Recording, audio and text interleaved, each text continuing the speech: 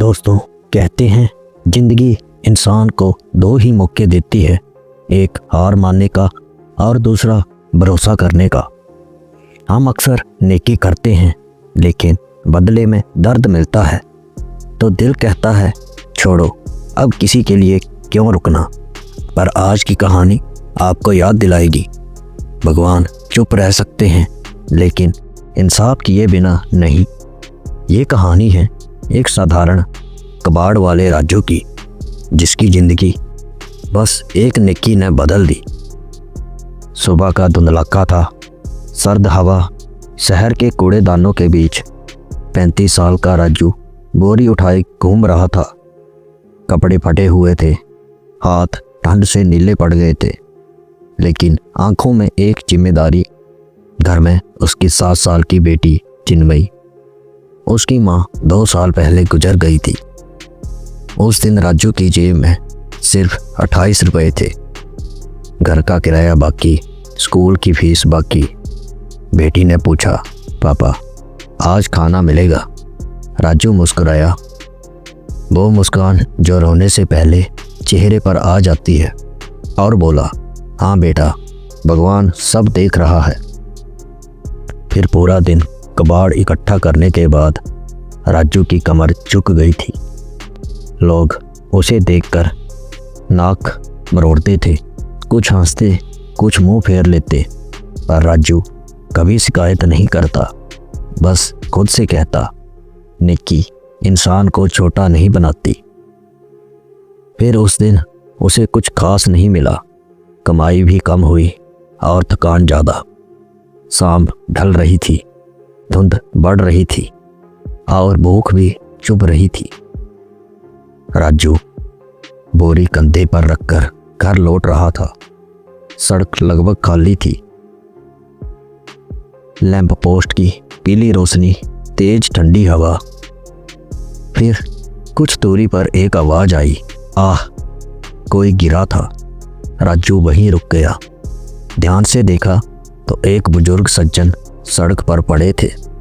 महंगी सोल, महंगे जूते, लेकिन शरीर कांप रहा था। सांसें तेज थी। लोग वहां से गुजर रहे थे पर कोई पास नहीं आया।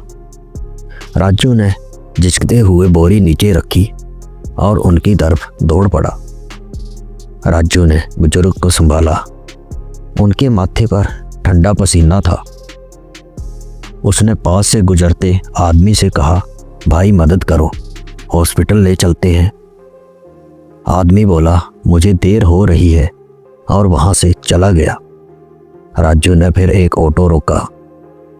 ड्राइवर ने कहा, 200 रुपये लगेंगे।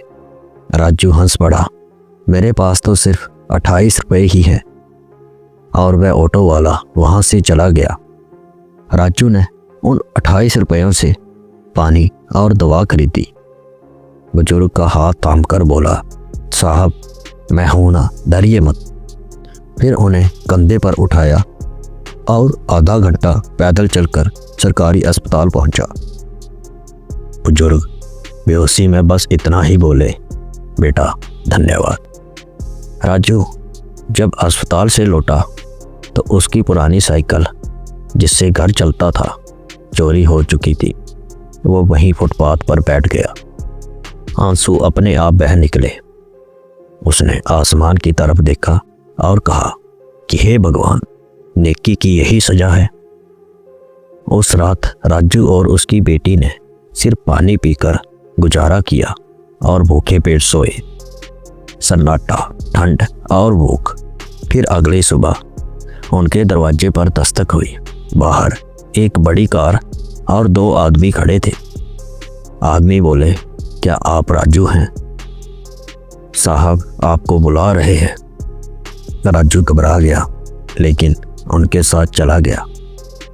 कार एक बड़े बंगले में पहुंची और अंदर बैठे थे वही बुजुर्ग, अब बिल्कुल ठीक थे। उन्होंने मुस्कुराते हुए कहा, बैठो बेटा, मैं विजय खन्ना हूं। राजू की धड़कन रुक सी गई। विजय खन्ना ने कहा, अगर उस रात तुम ना होते तो मैं जिंदा ना होता। तुमने पैसे नहीं खर्च किए, तुमने इंसानियत बचाई है।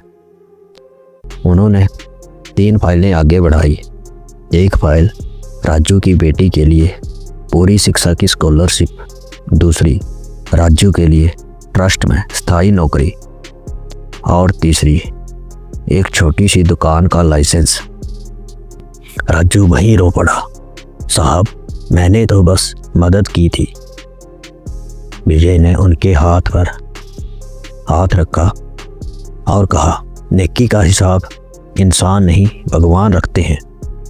फिर कुछ महीनों बाद राजू की दुकान एक छोटा सा रिसाइकलिंग सेंटर बन गई। उसकी बेटी स्कूल की टॉपर थी।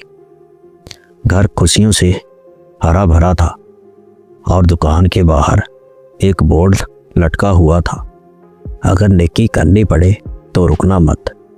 दोस्तों, कहानी यहीं ख़त्म नहीं होती, बस याद दिलाती है भगवान देर करते हैं पर खाली नहीं लौटाते। नेकी कभी घाटे का सौदा नहीं होती और सबसे बड़ा धन इंसानियत है। दोस्तों, जैसा कि हर बार कहानी के अंत में मैं आपसे कहता हूँ, अच्छे कर्म करिए, अपने बूढ़े माँ बाप की सेवा करिए और ये कहानी अच्छी लगी तो वीडियो को लाइक करें, अपने परिवार दोस्तों के साथ शेयर करें और कमेंट करके ज़रूर बताएं कि कहानी कैसी लगी। और ऐसी ही और कहानियों के लिए इस चैनल को सब्सक्राइब करें।